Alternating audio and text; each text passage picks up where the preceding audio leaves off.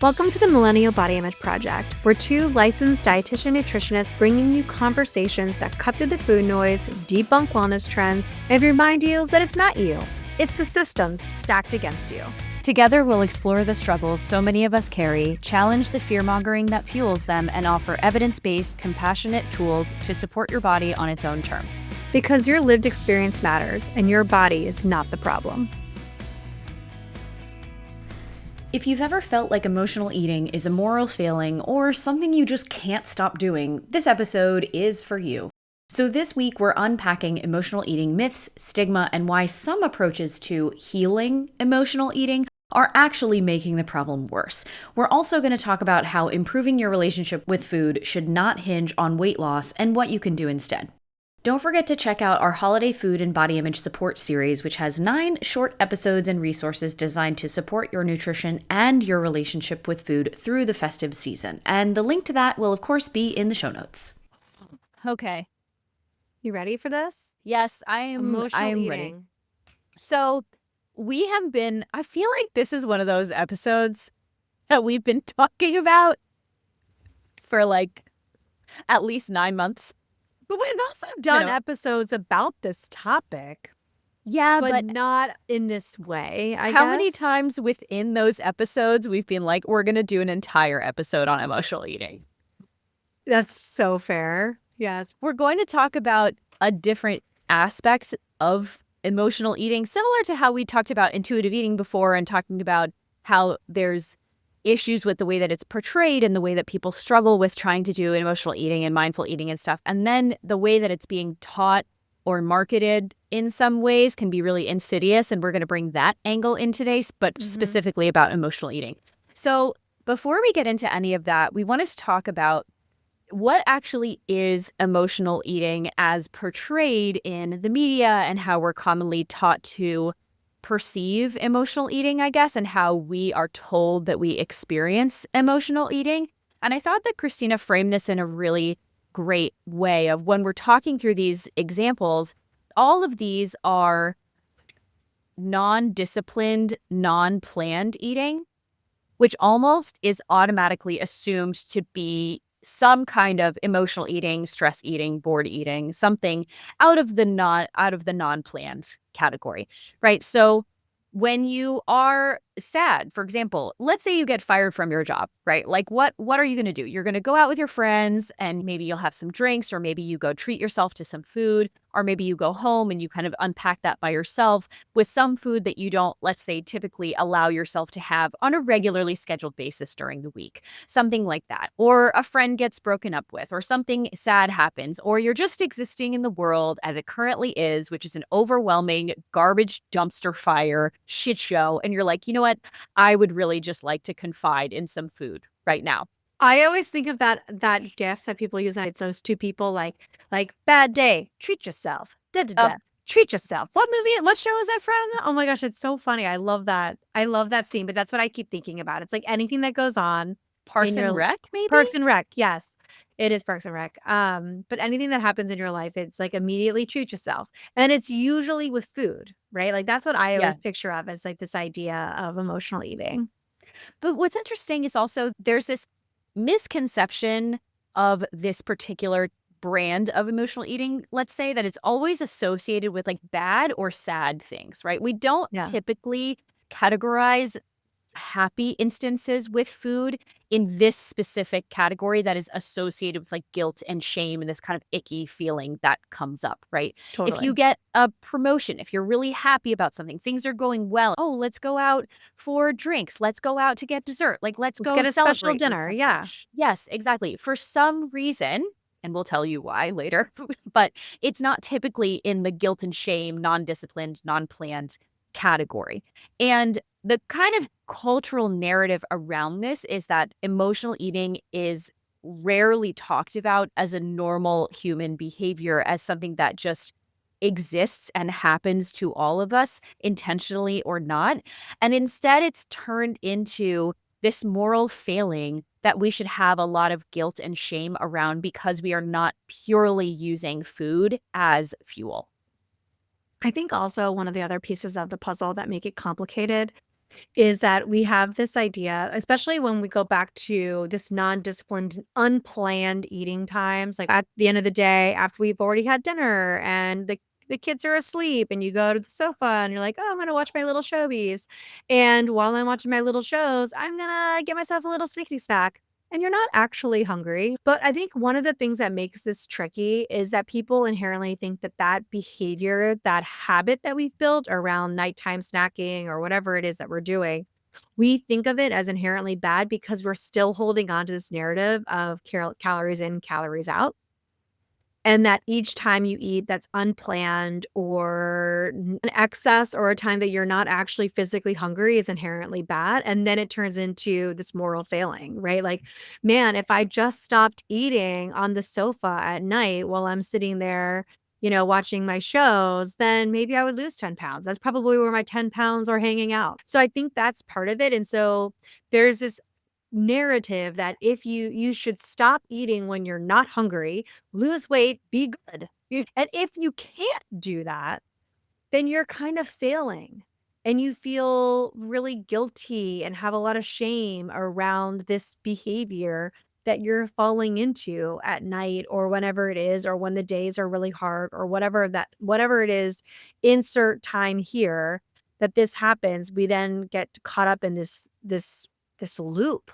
I think so much of it is tied to this very archaic thing that we've debunked 1,000 times, but it's like we can't unlock it from our brain space and the morality around food. Yeah.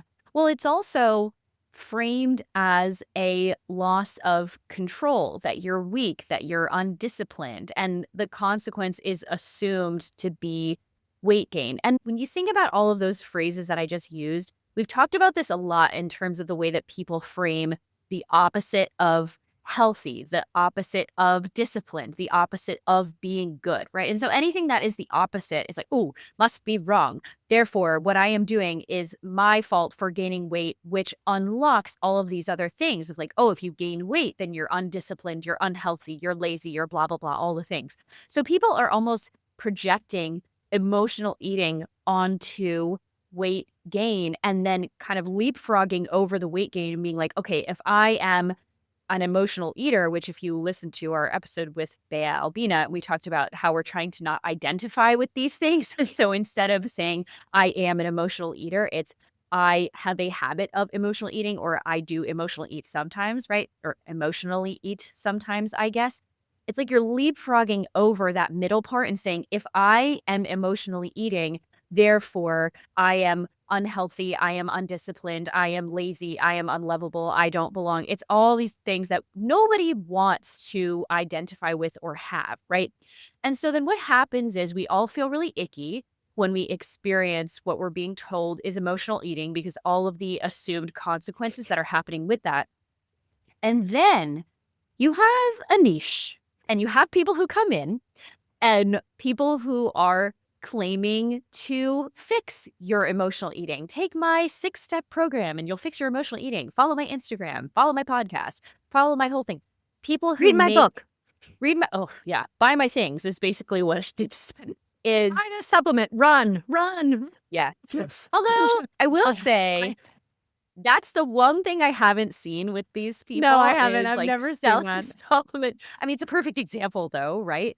It's like, I will say disclaimer or like caveat, that's the one thing I haven't seen with this category Totally. of people, right? No. But the issue that we want to help you all debunk and see where the red flags are here is that there are a group of people who say they are here to fix your emotional eating. And we want to help you unpack the red flags of this because the insidious thing about this, and we've seen this so many times with people, is some of the stuff that they're saying we agree with, right? We are in alignment with. But then there are these massive red flags that are just slipping under the surface. And we're like, hold on.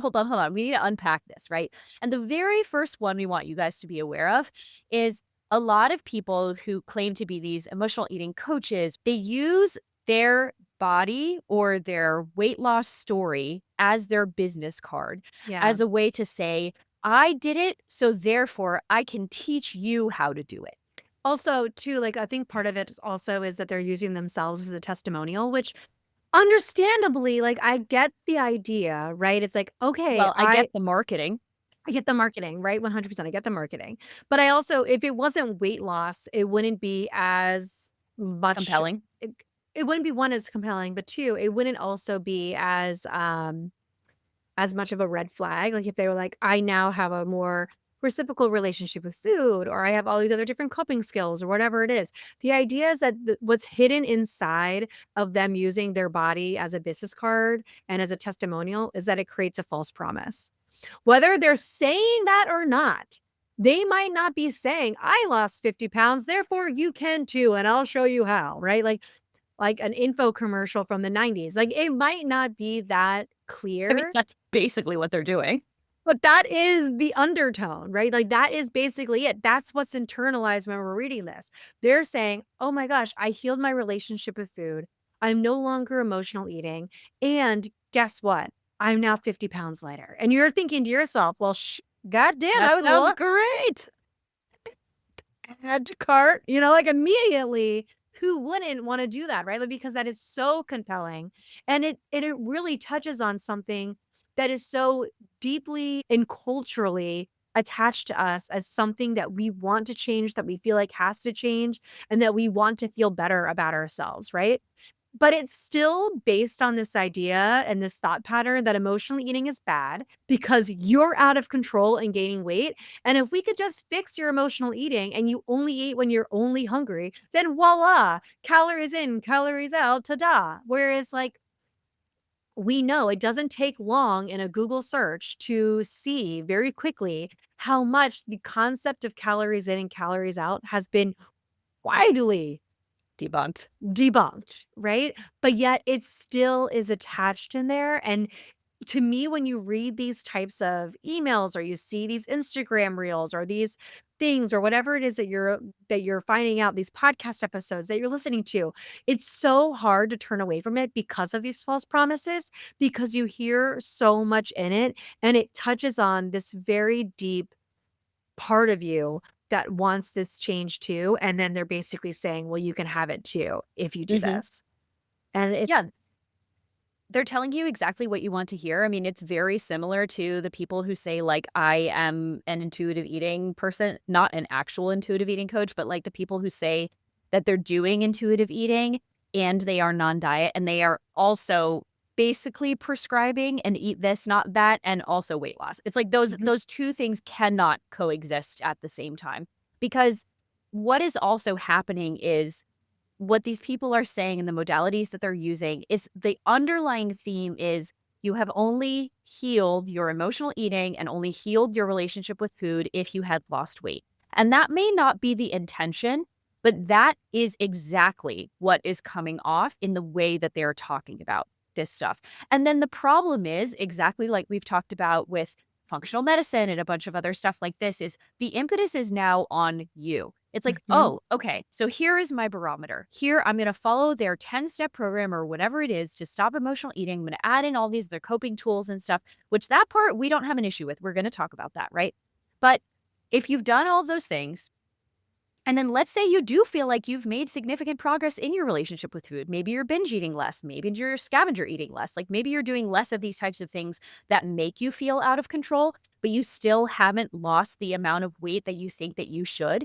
One, you feel like you haven't done enough, and two, you feel like a failure. When the issue is not adding in the different coping tools or working on your relationship with food, the issue is that the expectation is that the only way that you have achieved success here is not by the improvement of your relationship with food. It's by if you've lost like the same amount of weight that this original person has said.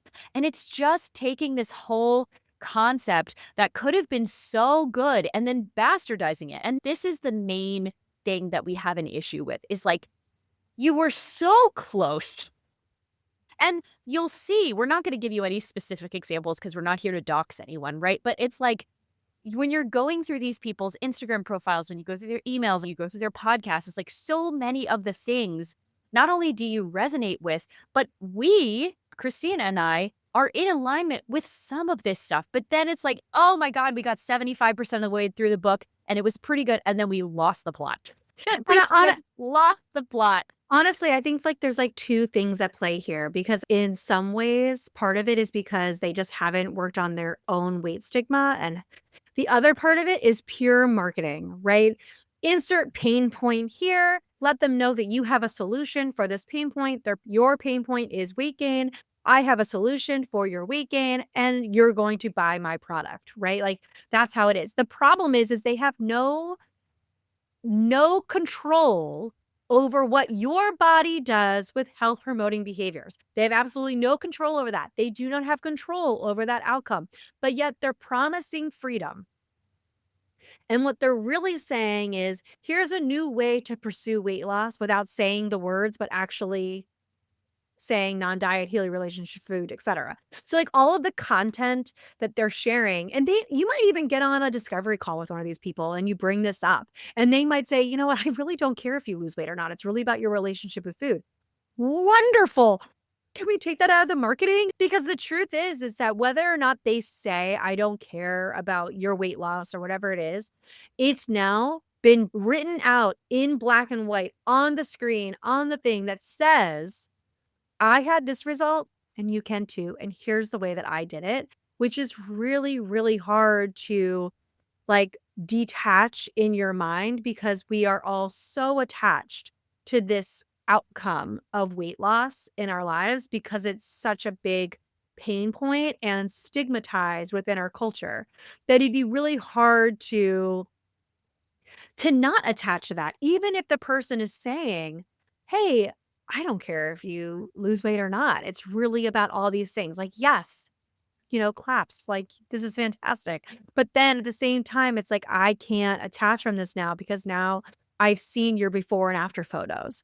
I've now Yes. seen all of these things that have happened. I've now seen on your Instagram all these people's stories, and every single one of them has to do with, "I've lost weight. I've lost weight. I've lost weight." And then therefore, it like, whether it like the impact, whether the intention is this, the impact is I'm not healed unless I've lost weight. Mhm. Well, especially because they do use before and afters in their testimonials, right? Like we were looking up some of these people, we were looking at their podcasts and stuff, and there are Instagram posts about this, not the old traditional, I would say, like super diety 90s, early 2000s, like before and after photos, like one photo and then the other photo, like sad photo on the left, happy photo on the right. And like this person is like, oh my gosh, I feel so much better. I lost so much weight, whatever. But it is the same intent there, or like the same perception is coming off. And then the same thing in podcasts, the same thing in emails. I have showed X number of women how to lose weight and find freedom with food through this emotional eating healing coaching program or whatever the hell it's called, right? Mhm, And Christina is saying like they are promising freedom, but it's all these things that are under the surface that's just showing to us as practitioners in this field, right? We wouldn't expect everybody to see this. Is like you are just showing how much you are still in the calories in, calories out model, how much you have not worked on your own weight stigma, and so many other assumptions about emotional eating. And this is where the juxtaposition of these two things just drives us crazy because they're saying things like, oh, yes, a lot of the time, emotional eating is actually not about the food at all. It's about other stuff. Yes, check mark, 100%. But then you go and turn around and say, oh, but if you heal your emotional eating, you're going to lose all this weight. And here's the thing, it's like, if you work on your relationship with food and you work on your emotional eating, you might lose weight. But like Christina was saying before, you can't guarantee that. And therefore, the promise of saying you will lose weight or a way to measure your progress in this is weight loss is a false promise. And it's messed up too, because if you are someone who's trying to work on your relationship with food, you're most likely also trying to work on your body image and detaching mhm. the size and shape of your body from health promoting behaviors and like from your worth as a person. And this is just reinforcing the opposite of what you're Oh trying my to do god, while totally. saying we can actually help you work on your body image and relationship with food. So it's Well, just it's impossible to have that not be part of it because If they're saying, "I've now my relationship with food is great, my relationship with my body is great," it's like, "Oh, no, you've created criteria Yeah. around how you will accept your body. You're now accepting your body because you've lost weight, because you've healed your relationship with food." It's like, no, one is not contingent on the other. You Yeah. can heal your relationship with food and accept your body at literally any size. It's a lot freaking harder, I'll tell you that much. It's a lot harder to do. It's what they call the work in therapy, right? It's like, "Well, this is the work. Oh, screw the work." But Yeah. that's what that is, right? Sure, like, yes, you could say, like, "I have more body acceptance now." It's like, well, it's contingent, right? It's Yeah. contingent and it's conditional, and that's a very fleeting thing because if Mhm. any one thing changes, if your body changes at all, so there goes your acceptance of it, which is really dangerous, which is what we're all trying to work on. That's what leads us to crying in the corner while trying on our clothes. Like that's Yeah. where that is, right? Instead of saying, "God damn it, these pants are annoying." It's like more of like, "Great, my body is a failure. I'm failing. I've stopped I'm no longer choosing the right quote unquote coping tools anymore. And I've been eating too much and then these pants would fit me better and it's my fault." Yeah. And that's the other barometer that we wanted to talk about is not only is it weight loss that they're using as a measuring stick for healing, but it's also it feels like you can only achieve full healing from emotional eating and in your relationship with food if you never ever choose food as a coping tool anymore. And it feels like you're now always making the quote right choice because it's not food, it's like a different health promoting behavior. And that's drives us crazy too. 'Cause, what we're getting at here is, like, we're trying to get away from perfectionism. We're trying to get away from the all or nothing Mhm. mentality because where progress actually happens and where life actually happens is in the gray. If you've ever tried to do a strict elimination protocol for an extended period of time, you know it's not tenable to do that for a long period of time, whether it's with food, whether it's with you're trying to do, like, a 100-day meditation challenge, you're trying to do a 30-day fitness challenge, you're trying to do even journaling, right? Whatever. You know that there are going to be certain days where it's just not feasible in your life for whatever reason to hammer on from A to Z in a perfectly straight line. And the work comes and the sustainability comes in figuring out how to be flexible and not feel like you're beating yourself up or you're falling off the rails because you had a flexible day or something. I have this idea, and who knows, maybe Dana will hear this and say, "We can't have this on the podcast." But Okay. I'm but ready. all right, we're looking for a way for you I have an idea for a way for you to challenge your thought processes when you're reading or seeing this content. If this person was saying the exact same things to you in a larger body, would you still be sold? I'm not cutting that shit out. That's If so accurate. if the answer is no, you're buying weight loss. And that's okay because you're still very deeply attached to the outcome. That's okay. We just know where you're at, right? Just a We data know point. Yeah. it's just information. We just know that we have a lot of work to do around the way we see our body, understanding how our body works, understanding acceptance of it, neutrality for it, and unpacking the stigma that we have around sizes and body sizes, right?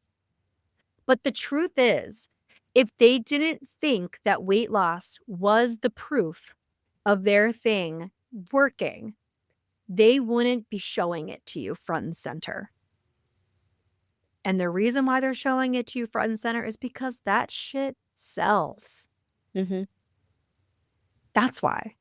So those are the false promises and the way for you to check in with yourself if you're being sold on the false promises, which like look, all of us can we're human beings. We're people in the world of 2025 where like heroin chic is apparently back. And it's like, why are we living in this hellscape now? But like we're here again, and despite all the work that we did throughout the like the late 2000s, we're here. Like this is where we're at, And so it's okay that you're attached to that, but now we know that these are the false promises. This is the narrative that's there, and here are the problems that are a part of it. But now, what exactly is emotional eating? If that's not emotional eating, should I be if I'm not supposed to feel shitty after eating something when I'm not actually hungry, then what exactly is emotional eating? And then how can I work on it Yeah. ultimately? Yeah. Because that's what we want you all to understand is like you can hear all of what we just said and be like, okay, well, I still feel like shit after I eat that has emotion around it. And it was not Totally. planned. 100%. That's Totally. actually what this next part is about. So Or we're going literally to get saying into it. like, I am eating beyond the point of comfort routinely. Like, this is now starting to border on binge eating behavior, and I can't stop. Yeah. We see you. We hear you. That is really difficult, and it's completely valid that you're struggling and that you wanna change this. 1000%. All the reasons why you're interested in wanting to work on your relationship with food and your emotional eating attachment and this thing that we're this behavior that we're engaging in, 100%, 1000% valid.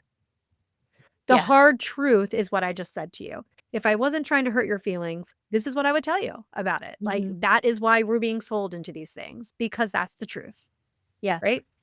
Yes, exactly. Yeah, so if we wanna talk about what we view emotional eating actually is, to reframe this, because I think a big part of understanding how to get out of feeling like emotional eating is creating a lot of guilt, shame, and feeling like out of control for you is reframing what it actually is.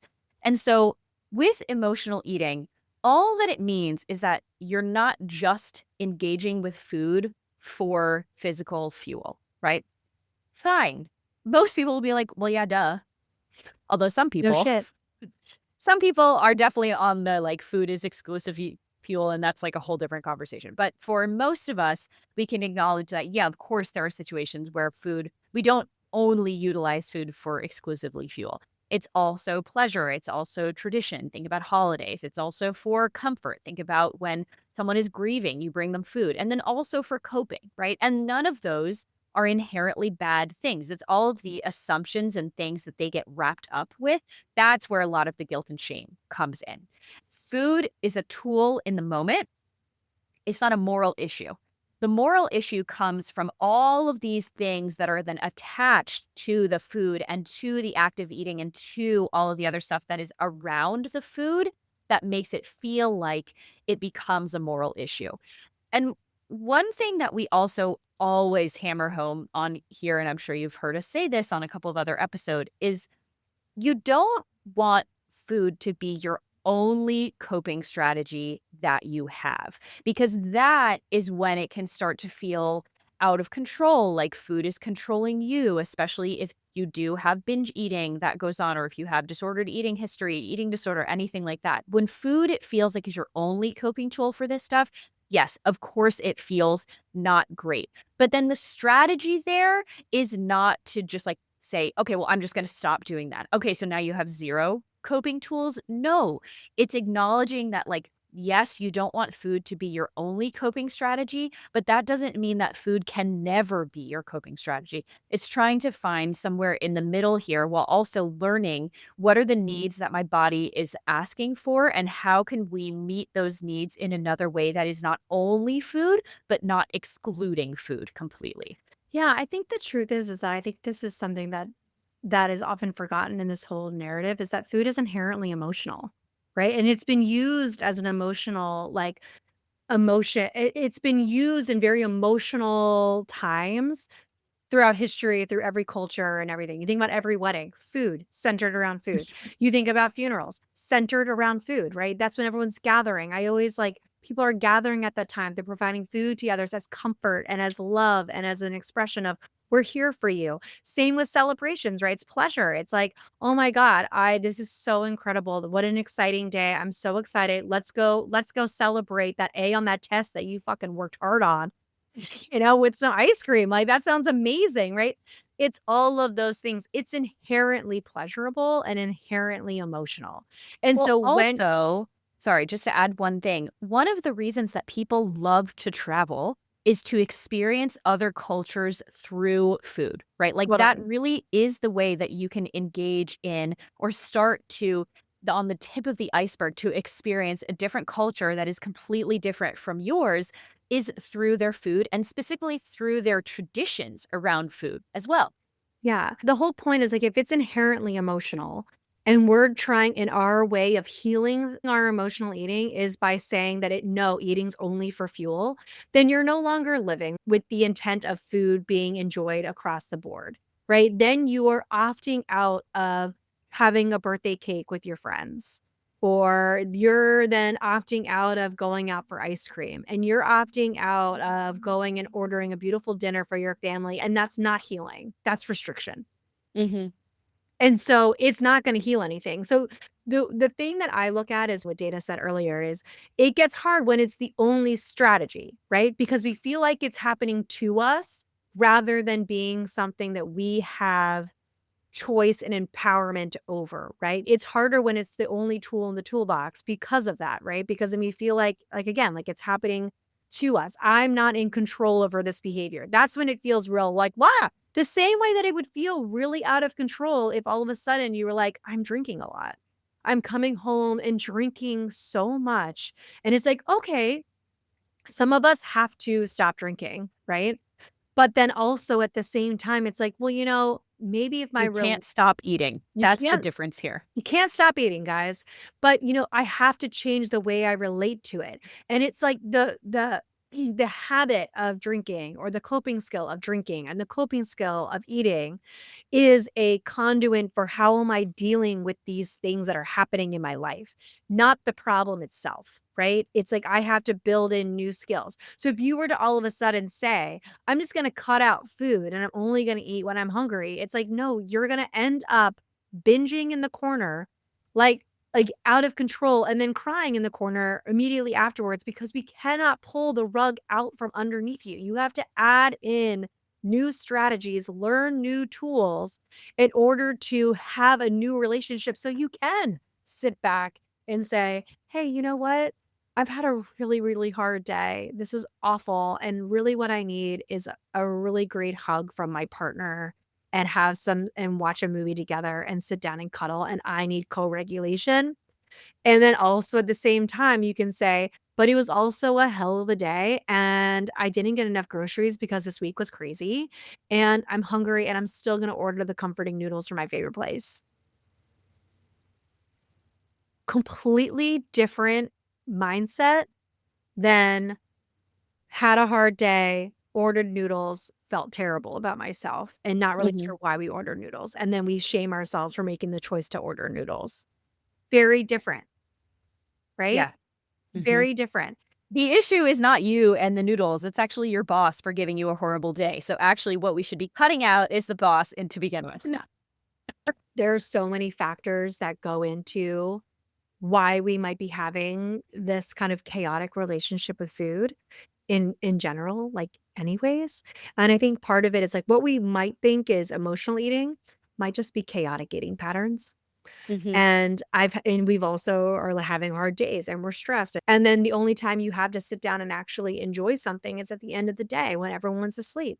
So that is pleasure. That is relaxation. Those are all wonderful things.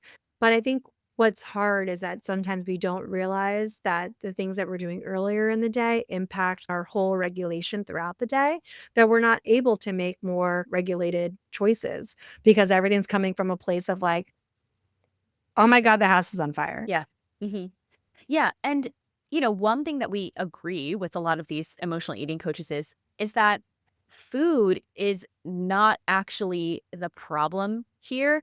The way that we're engaging with food is actually a symptom of the craziness that is going on and the way that you know how to deal with it, but that's not the problem, right? That's a symptom of what is going on.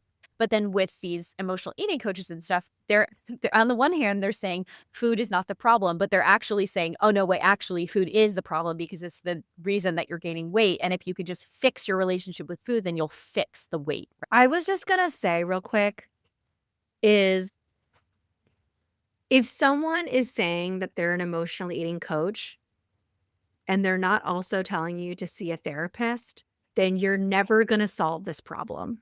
Yeah. Because the only way of actually like resolving these skills that you need to have around how you're relating to emotional eating is by coming up with new ways to feel and express and process your emotions. And Mhm. that is what a trained licensed professional is for, not a person who just learned how to restrict themselves and lose 50 pounds. So to me, that is the ultimate red flag. Yes. So here are the takeaways we want to leave you with for this episode. And we're sure there's going to be questions and comments. So, DM us on Instagram, shoot us an email, all the things. But we hope that from this, you can then spot some of these red flags, and not only in emotional eating coaches, but across the board, right? There are Mhm. plenty of people who are claiming they can help you heal your relationship with food and work on your body image and stuff, but like also lose weight and like also do this diet, but like actually it's not a diet, but actually it's definitely a diet. It's, we talk about this all the time. But especially if people are using their body as their business card, they're saying, if I can do it, therefore you can do it too. If in any way it makes you feel like you have to stop using food in any way except fuel, or if you have to lose weight in order to prove to yourself or to anyone else that you have healed your relationship with food or emotional eating, no, probably run the other way. And then we also wanted to help you understand what we think of as emotional eating and help you reframe how you think about emotional eating. And one of the ways that you can do this, as we always say, is to lean into curiosity, not judgment. And this can help you unpack and understand your own patterns and how this shows up in your life, right? And this is something great that you can bring up with a therapist so you can start to understand where these patterns are coming from, how they're showing up in your own life, and then what you can do about it. Because the actual way to get to the root cause of this stuff is in therapy. Yeah, the only way to actually work on your relationship with food is to do it with a collaborative approach with multiple practitioners. Ultimately, that is the only way because it's never been about food and it's not really about your body. It's about the way you relate to it. And the only way to understand how you relate to it is by working on the roots behind everything. And the rest of this is like the branches of the tree, right? It's the how it's showing up. And then the roots are all the things that are actually going to help you feel that freedom that you're looking for and actually understanding all those things. And so you have to unpack this with someone who's going to help you understand your emotional landscape. And there's so many things that we can do in the meantime. But if you have a therapist and you're relating to this episode and you haven't talked to them about it, start talking about it because Yeah. it's going to be so incredibly helpful for you. And if they tell you that this is not something that they know how to help you with, find a new therapist Or an additional or an therapist. additional therapist, although that costs money and we get it. Yeah. Look through your insurance. Yeah, and actually what you can do, I have clients who have done this for me before, is they will listen to a podcast episode and they're like, "Oh, I kind of feel conflicted about this." They'll just send me the link to the episode and they're like, "Can we talk about this on our next meeting?" I'm like, "Sure." I love that because Love then we it. can really go into the different questions that you have or how this may be showing up for you individually.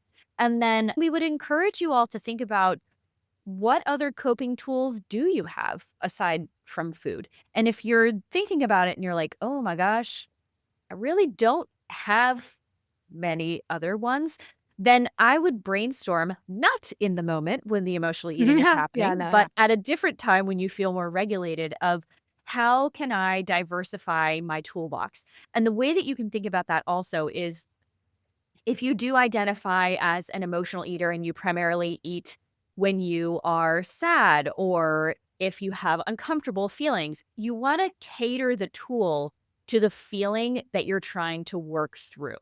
right? Like if you are really sad and you go to food, I wouldn't say like, oh, do a super happy, high energy activity. Like that's probably not what you need in that No. moment.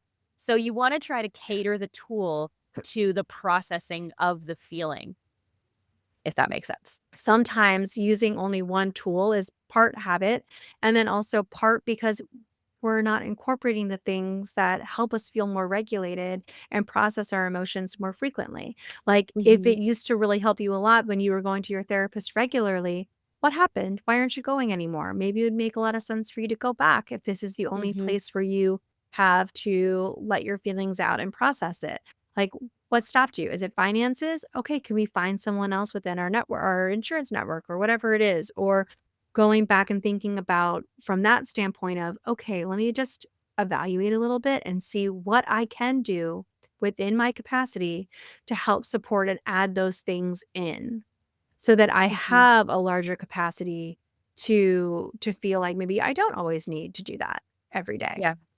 Yes, exactly. Okay. So let us know what questions or comments you have on this episode. You can find us on Instagram at Millennial Body Image Project, also TikTok, also YouTube, or you can send us an email with questions or comments at millennialbodyimageproject@gmail.com. And if you've really been resonating with these episodes, we would love it if you could share the episode with a friend or write us a review wherever you listen to podcasts. Oh, also, if you listen to this on Spotify, you can actually leave questions directly under the episode when you're listening to it as well. So there's many ways that you can reach us. And then I think next time we might be talking about burnout because Ooh, obviously we need to do our annual burnout episode. oof, oof. That's all I have to say about that. Yes. So we'll see you all then. Have a good one.